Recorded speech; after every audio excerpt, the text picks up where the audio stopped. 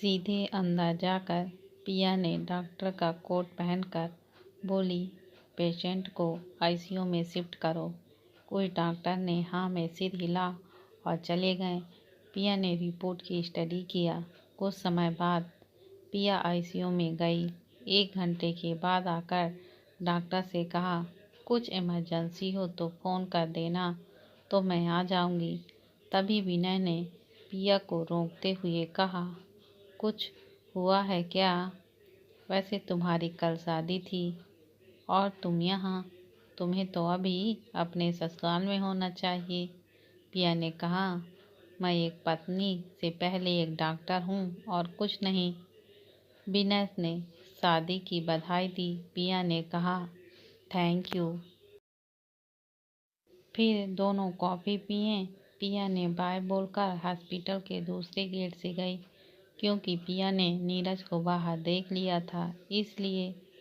लेकिन पिया को नहीं पता, नीरज से पहले से ही बॉडीगार्ड्स को चारों तरफ से गार्ड को पहले से खड़ा कर दिया है। पिया ने ऑटो रिक्शा में बैठकर बोली, जूही ले चलो। ऑटो के पीछे नीरज की कार जा रही थी। पिया आकर ऑटो वाले को पैसा देकर बैग लेकर समुद्र तट के किनारे पर आई और बैठकर डूबते सूरज को देखने लगी और आंसू आ गए। पिया का पसंदीदा जगह था यहाँ। आकर अपनी ज़िंदगी के बारे में सोचने लगी। पिया ने कहा, हमें क्यों बुरा लग रहा है, जबकि यह रिश्ता, हम ये शादी अपने माता पिता की खुशी के लिए की है। नीरज ने फ़ोन करके अमन से पिया के बारे में बात कर रहा था। पिया छुपते सूरज को देखती हुई बोली, अब ऐसी ज़िंदगी हो गई है मेरी जो सबके सामने मुस्कुराएगी, लेकिन अंदर ही अंदर टूट गई थी। उसका दिल अंदर अभी अंदर रो रहा था और वह किसी से कुछ भी नहीं कह सकती थी। वह अंदर ही अंदर टूट रही थी। वह इतना लाचार महसूस कर रही थी कि उसका दिल ही जानता था। पिया कुछ देर तक रही, फिर ऑटो रिक्शा में बैठकर घर आ गई। नीरज भी घर आ गया। पिया रूम में आकर अपने कपड़े चेंज करके नीचे आई। लिया ने डिनर दिया। पिया चुपचाप खा रही थी। लिया ने कहा, शिव बेटा अमेरिका गए हैं, यह नहीं बताया कि कब आएंगे। पिया ने कुछ नहीं कहा और खाना खाकर अपने रूम में आकर सीधा सो गई।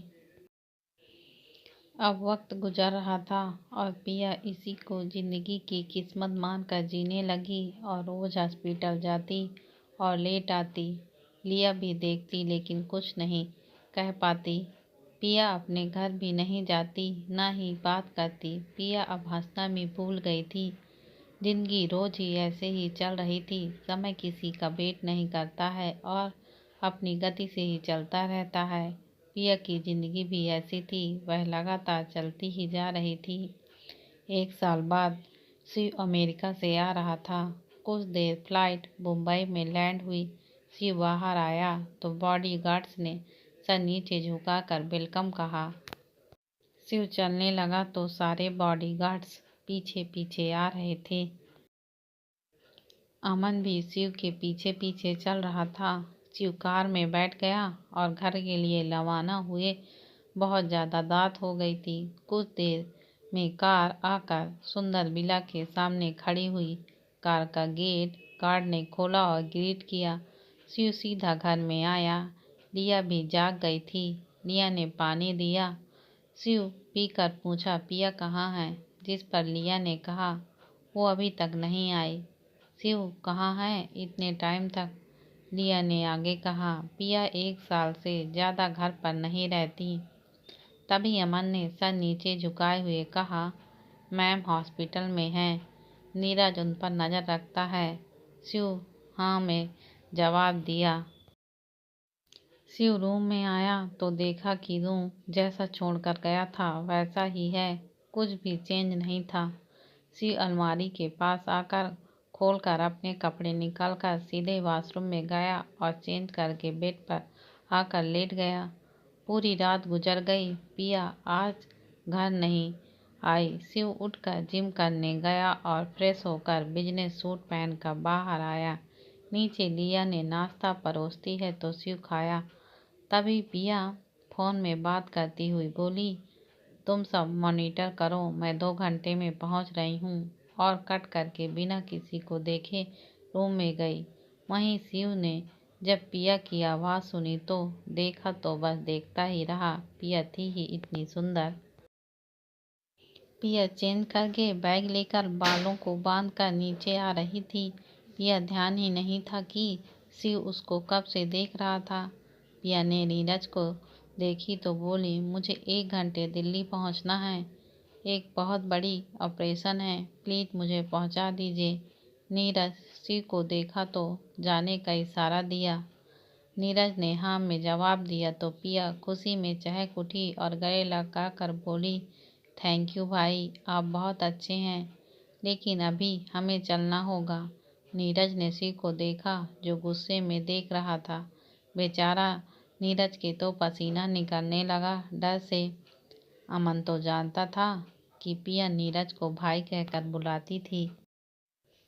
पिया ने कहा, चलो हमें लेट हो रहा है, और पलट कर बोली, आंटी हम अगले हफ्ते आएंगे तो चिंता मत कीजिएगा, और चली गई। शिव ने अमन से पूछा, 1 साल का डिटेल पिया का। तो अमन बोलना शुरू किया, मैम एक बहुत बड़ी डॉक्टर हैं, मैम वर्ल्ड के सबसे अच्छे डॉक्टरों के नाम आता है। पिया मैम का खुद का NGO है जहाँ पर मैम बूढ़े को सहारा देती हैं। शिव ने आगे कहा, बॉयफ्रेंड है? अमन, नहीं कोई बॉयफ्रेंड नहीं है।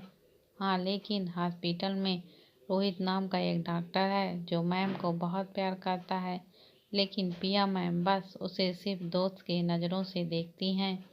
शिव यह जानकर बहुत अच्छा लगा कि पिया से किसी के साथ अफेयर नहीं है। अमन ने फिर कहा, मैम शादी के बाद अपने घर पर बात नहीं की और न ही कभी भी मिलने जाती हैं। मैम अपने दादी के जाने के बाद टूट गई थी। मैम बहुत प्यार करती थी उनसे, फिर मैम की शादी आपसे हो गई। शिव ने जाने को कहकर अपने रूम में आकर वार्डरोब में, जहाँ पर पिया के सिर्फ कुछ कपड़े थे, शिव को थोड़ा हैरानी हुई और फिर पिया का ब्रेसलेट गिर गया। शिव ने उठा कर देखा तो बोला, पिया पिया मुझे माफ़ कर दो, मैं तुम्हारे साथ बहुत गलत किया है, इसमें मेरी क्या गलती है। मैंने जिससे भी प्यार किया वह मुझसे दूर हो गया, इसी के लिए मैंने खुद से तुम्हें दूर किया, लेकिन अब नहीं, अब मैं तुम्हें अपना बनाऊंगा और कभी भी छोड़कर नहीं जाऊंगा, जैसे मुझे सब छोड़कर चले जाते थे। पिया, हमें तुमसे प्यार हो गया है जो अब मैं निभाऊंगा इस रिश्ते को जैसे तुमने इस रिश्तों को निभाया है इन 1 सालों में।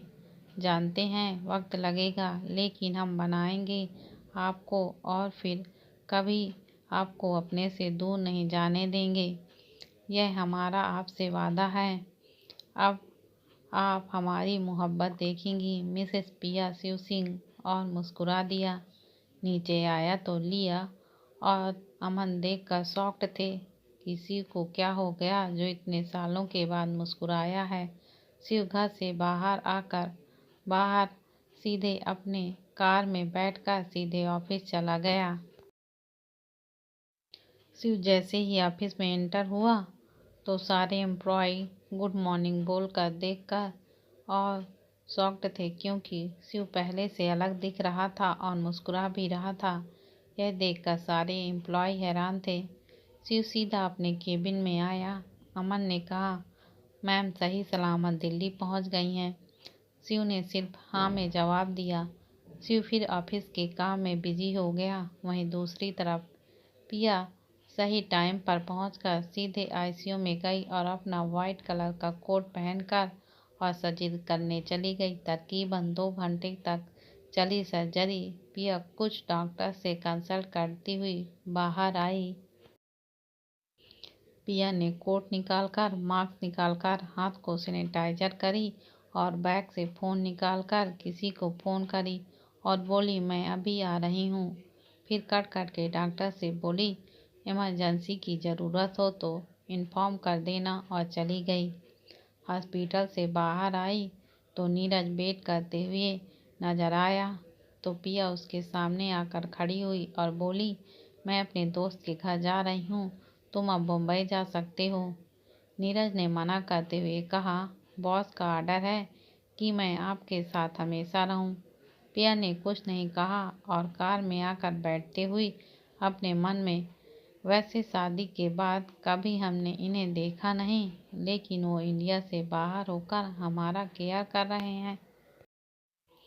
लेकिन हम क्यों इतना इनके बारे में सोच रहे हैं, जबकि इन्होंने खुद कहा था कि हम दूसरे से प्यार करते हैं, तो वो हमारी इतनी सिर्फ आखिर क्यों? शायद इसमें भी उन्हीं का कोई स्वार्थ होगा। यही सब सोचते हुए अपने फ्रेंड के घर पहुंच जाती है।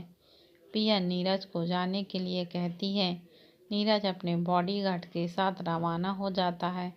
पिया जैसे ही एंटर होती है कि तभी अचानक से पीछे से रिया गले लगाया और बोली, आई एम सो हैप्पी पिया कि तुम आई, नहीं तो कभी बात भी नहीं करती। पिया पलट कर गए लगा कर बोली, कैसी नहीं आती, मेरी प्यारी सी दोस्त की शादी है। रिया ने पिया को पकड़ के घर में लाई और घर के सभी लोगों से मिलवाया। पिया खुशी खुशी सबसे मिली। रिया ने पिया का चेहरा देखा जिस पर थकावट नजर आ रहा था। रिया पिया को लेकर अपने रूम में लाई और पूछी कि तू ठीक तो है ना? थोड़ा सा थकावट फील हो रहा है, लेकिन फ्रेश हो जाऊंगी तो अच्छा लगेगा। रिया ने कहा, अच्छा जा फ्रेश हो जा, मैं तेरे लिए कपड़े निकलवाती हूँ और कुछ खाने के लिए लाती हूँ। और चली गई। पिया बहुत ज़्यादा ही थक गई थी, तो ऐसे रात भर हॉस्पिटल में रही, फिर सर्जरी में के लिए दिल्ली गई, जिसके कारण पिया बिल्कुल भी रेस्ट नहीं कर पाई थी। पिया ने बिना फ्रेश हुए बेड पर आकर लेट गई। कुछ देर के बाद रिया आई तो देखा पिया सो चुकी थी और जैसे ही पिया को जगाने के लिए हाथ बढ़ाई थी कि पीछे से राजेंद्र जी बोले, सोने दो बेचारी थक गई है। राजेंद्र कुमार रिया के फादर थे, जो पिया को बहुत मानते थे। रिया के साथ जब भी आती थी, पिया भी यहाँ बहुत खुशी खुशी रहा करती थी। रिया ने पिया को देखती हुई बोली, शादी के बाद कितनी बदल गई है। राजेंद्र जी रिया के सर पर हाथ रखकर बोला, हाँ, पिया कितनी हंसने वाली चुलबुली लड़की थी। इधर मुंबई में शाम हो गई थी। शिव का फोन बजा तो पिक करके बोला, कितने बार बताऊं कि मैं आ जाऊंगा 2 दिन बाद, अब रख, नहीं तो शादी में फेस दिखा पाएगा, समझा। फोन के दूसरे तरफ से आवाज आई, इसके लिए डांटना जरूरी है क्या? मैं तो कितने अच्छे से बोल रहा हूँ, लेकिन नहीं, तुम तो होने वाले दूल्हे को डांट रहा है। पता नहीं मेरी प्यारी सी भाभी कैसे सहती होगी अब। शिव को गुस्सा आ गया और बोला, वो सिर्फ मुझे सह सकती है, समझे, अब रख, नहीं तो तभी फोन कटना।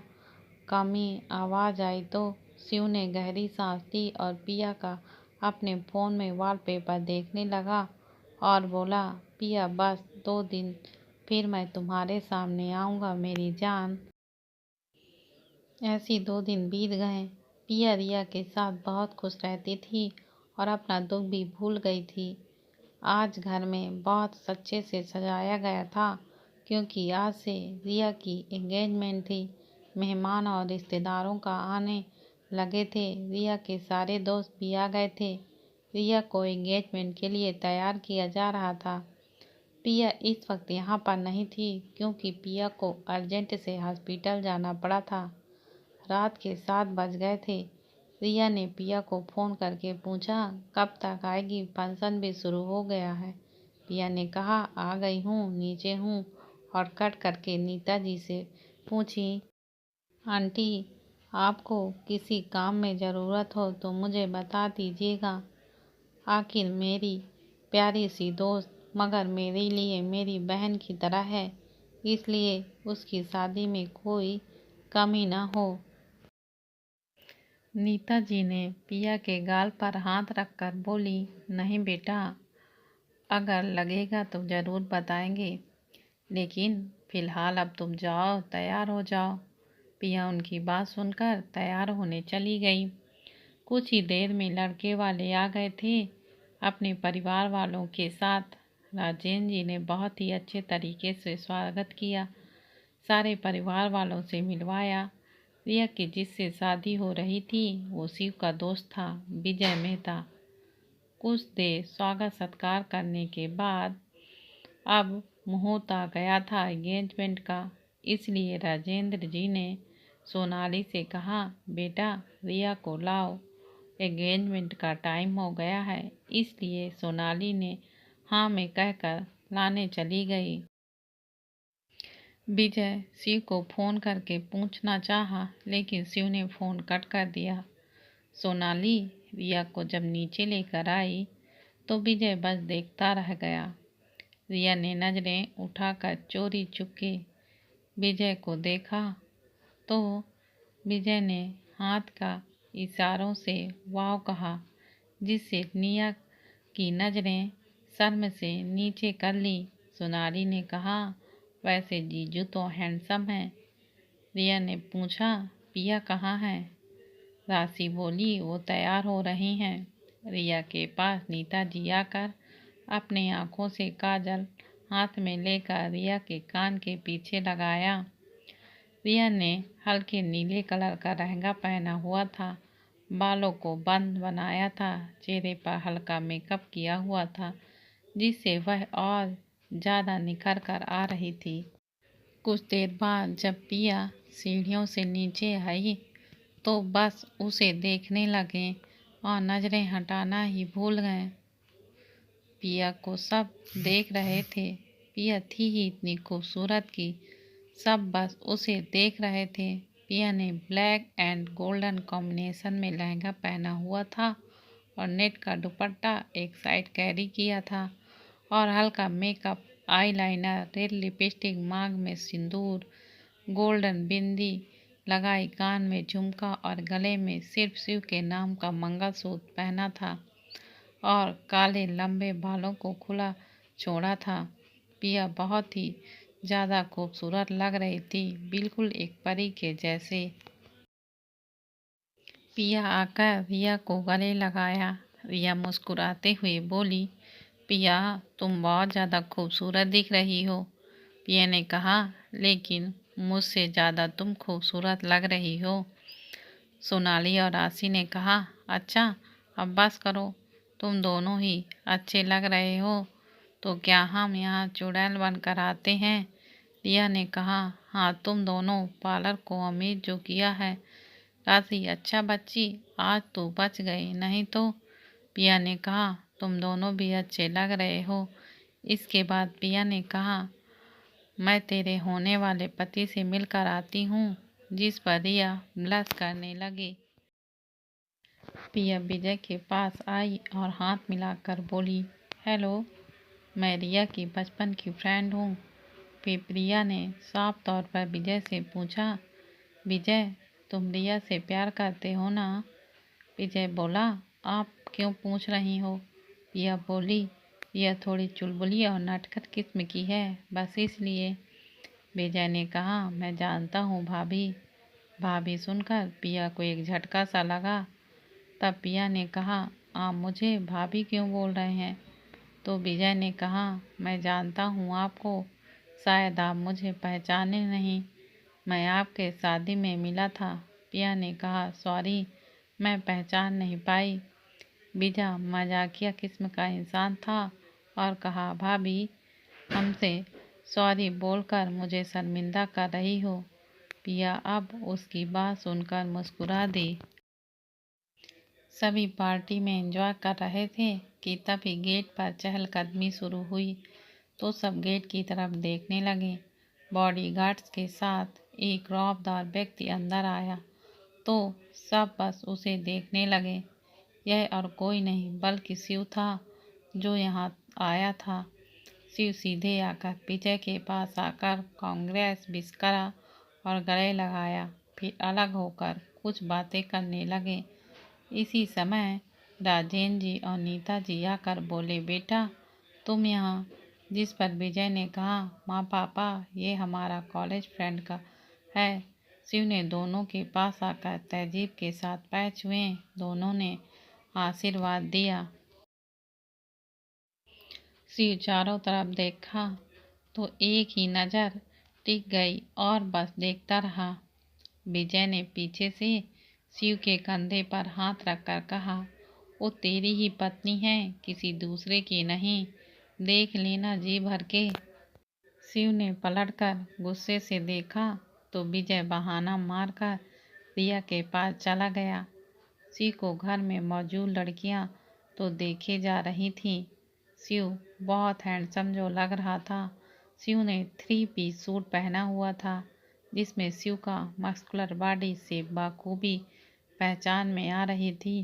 कुछ देर के बाद राजेंद्र जी ने रिंग सेरेमनी अनाउंस किया तो रिया और विजय स्टेज पर आते हैं। नीता ने पिया से रिंग लाने को कही। पिया गई और कुछ देर में रिंग लेकर आई। पिया ने अभी तक शिव को देखा नहीं था।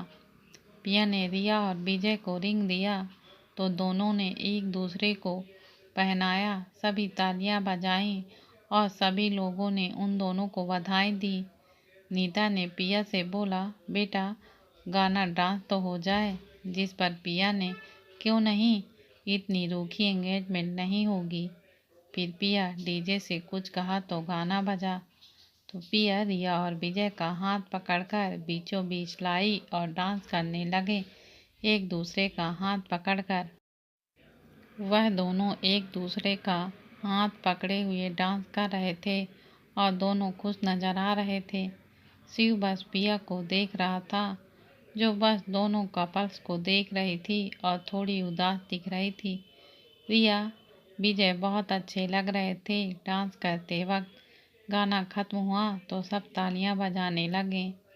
पिया का फोन बजा तो अंदर बात नहीं कर पा रही थी शोर की वजह से। पिया राशि से 5 मिनट कहकर बाहर आई और बात करने लगी। कुछ देर बात करने के बाद आसमान में देखने लगी और बाहें फैला ली और ठंडी हवाओं से पिया के बाल उड़ रहे थे। वहीं शिव पिया का पीछा करते हुए गार्डन में आया जहां पर पिया थी। शिव खुद को पिया के पास जाने से रोक नहीं पाया और खुद ब खुद पिया को पीछे से बाहों में भर लिया।